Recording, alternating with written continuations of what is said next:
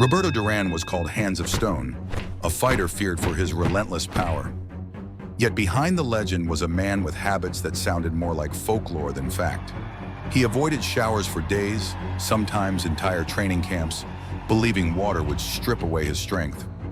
Away from the gym, he partied into the night, eating and drinking without restraint. How could someone living like this rise to be one of boxing's greats? Before we get started, remember to subscribe so you don't miss the most exciting stories about boxing's legendary fighters. In the long history of boxing, few champions carried superstitions as peculiar as Roberto Duran.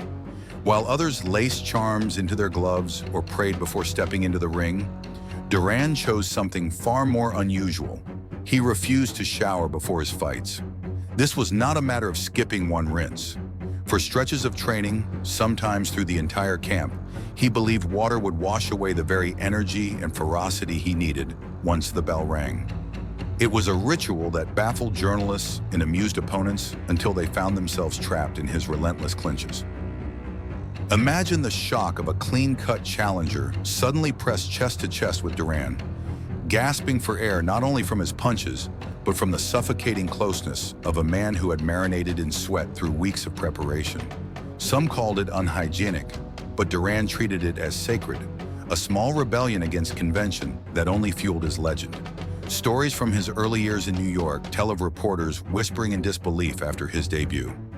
They claimed he did not even bathe after the fight, leaving the arena in the same sweat-soaked state in which he had conquered. Whether embellished or not, such tales spread quickly, adding to the aura of a fighter who thrived on intimidation as much as technique. The ritual also carried a deeper truth. Duran grew up in hardship where nothing was wasted, not food, not money, not even time for cleanliness when survival demanded more pressing concerns. Refusing to shower became an extension of that upbringing, a symbol of toughness and raw identity. It was a reminder that while others polished themselves for the spotlight, he would walk into the ring unwashed, unshaken, and absolutely unafraid. If the superstition of no showers sounded eccentric, Duran's appetite for life outside the ring was a spectacle of its own. After toppling Sugar Ray Leonard in Montreal, he celebrated not with restraint, but with indulgence so extravagant that his weight ballooned nearly 40 pounds in a matter of weeks. Trainers watched in horror as their world champion traded road work for feasts, his discipline dissolving into banquets of meat, rum, and late-night music that shook the streets of Panama. He was not a man content with quiet dinners.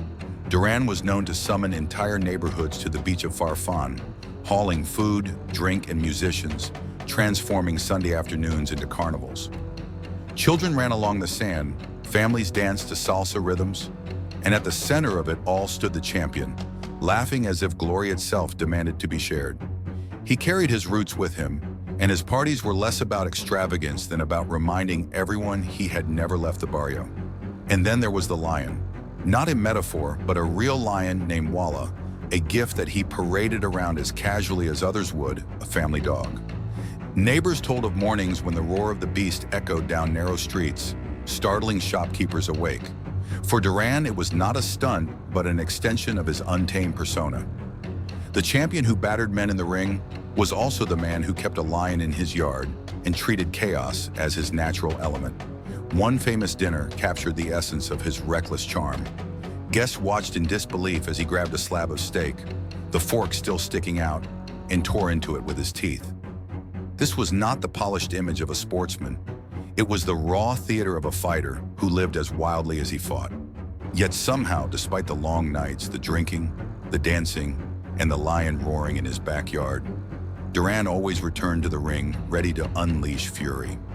His lifestyle seemed designed to break him. But instead, it added to the myth of a man impossible to tame. Behind the stories of lions and late-night parties was a man who built one of the most staggering resumes in boxing.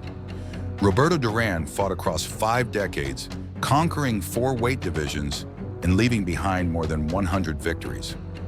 70 of those wins came by knockout, a statistic that seemed impossible for a fighter who often appeared more interested in music and feasts than in training schedules. Yet when the bell rang, he transformed into a predator whose instincts belonged to the ring alone.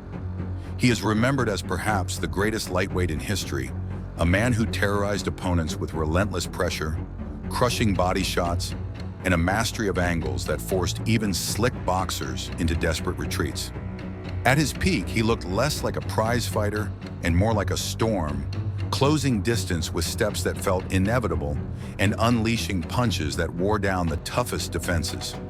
The recognition came not only from the crowds who adored him, but also from historians who studied the sport's long lineage.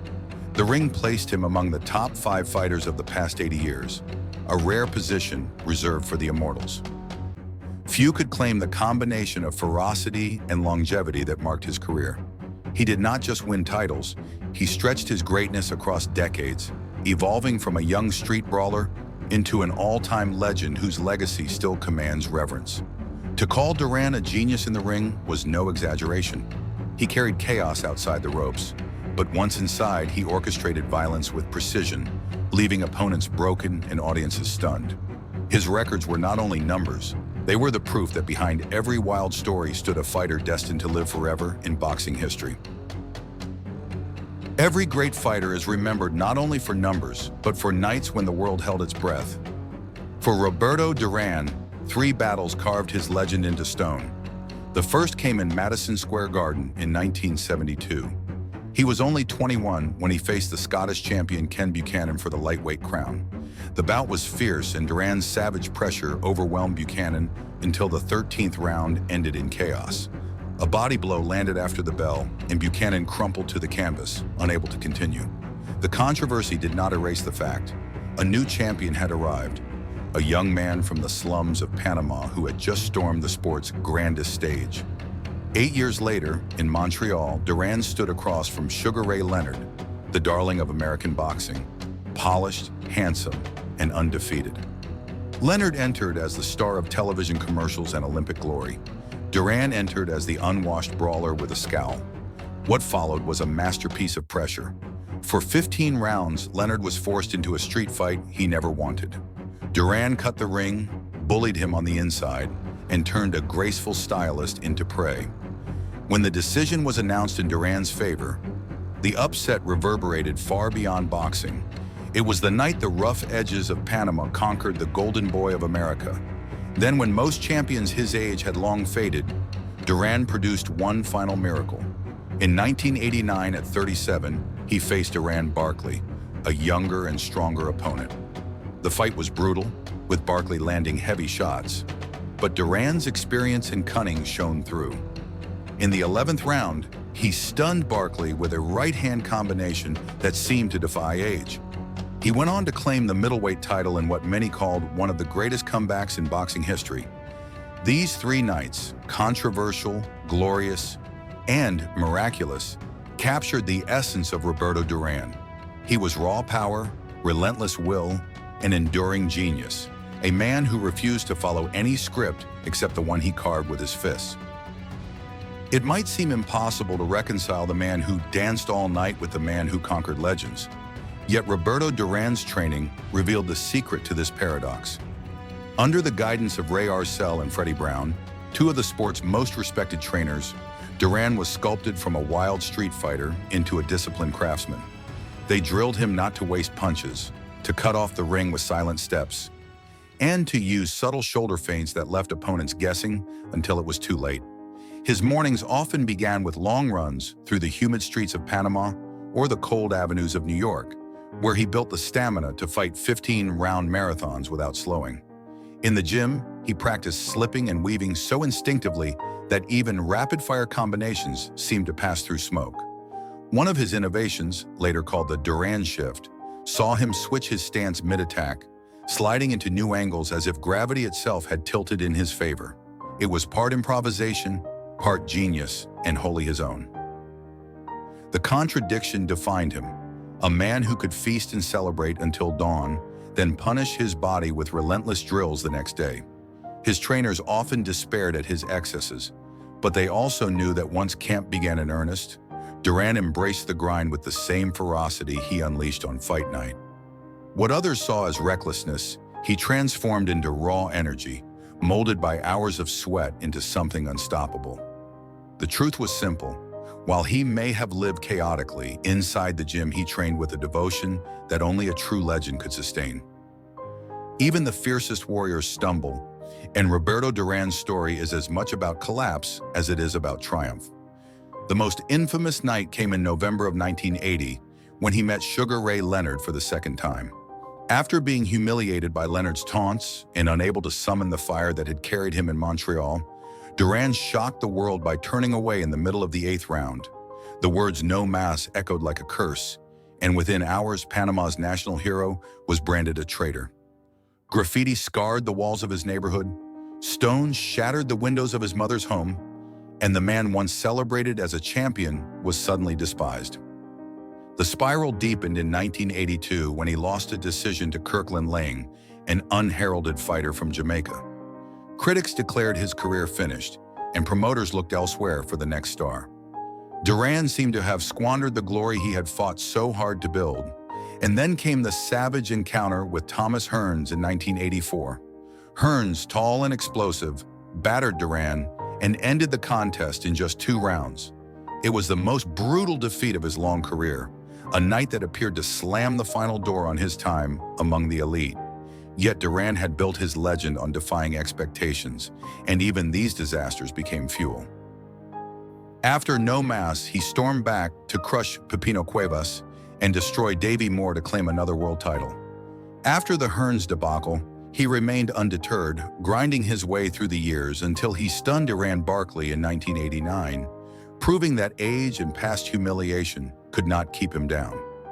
His life was a cycle of falling from grace and clawing back with fists raised high. Each scandal, each crushing loss, only made the comebacks more astonishing, reminding the world that Roberto Duran was never defined by his failures, but by the way he rose after them. Long before the bright lights of Madison Square Garden, Roberto Duran's arena was the crumbling streets of El Chorrillo, a slum pressed against the Panama Canal. He was born in Guadalajara, but it was in this chaotic neighborhood that he learned to fight, to hustle, and to survive. His father abandoned the family early, leaving his mother to raise 9 children in poverty so harsh that meals were uncertain and shoes were a luxury. Duran grew up working instead of playing. He shined shoes for strangers, sold newspapers to commuters, and even swam across the canal clutching a sack of mangoes to sell at the market. One misstep meant drowning, yet he refused to let go of the fruit because it meant food for the family. That fierce grip on survival became the same grip he carried into the ring. In El Chorrillo, toughness was currency, and young Roberto earned his share in street fights fought barefoot on hot pavement.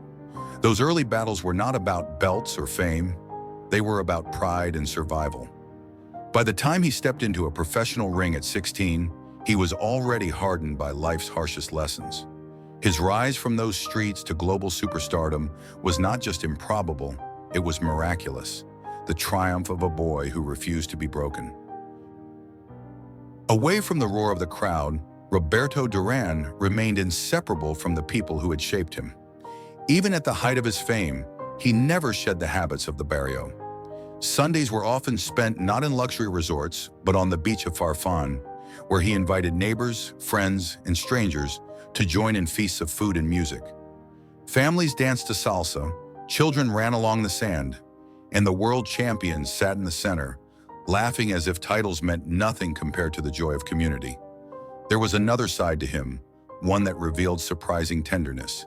His rivalry with Esteban de Jesus had been fierce, filled with knockdowns and blood. Yet years later, when de Jesus lay dying from illness in a hospital bed, Duran came to see him. The moment shocked those who expected animosity. The two men embraced, and Duran kissed his former rival's forehead, offering forgiveness and compassion that words could not match. It was the act of a fighter who knew that in the end, humanity outweighed victory. His later years brought fresh challenges. A devastating car accident in 2001 forced him to retire, but it did not remove him from the sport. He continued to attend fights, to encourage young boxers, and to remind fans that greatness is not confined to youth. For all his chaos, Duran lived as a man of the people, a symbol of resilience, and a legend who carried both flaws and virtues with the same unflinching honesty. Roberto Duran's story is the tale of a man who lived wildly, fought ferociously, and yet rose above every label thrown at him. He skipped showers, kept a line in his yard, partied until dawn, and still carved his name among boxing's all-time greats. His life reminds us that perfection is not the requirement for immortality. What matters is the refusal to surrender, the ability to rise after every fall, and the courage to remain true to oneself. If you enjoyed this story, don't forget to like, comment, and subscribe, and check out more similar videos on the channel. Your support means a lot to us. Thank you.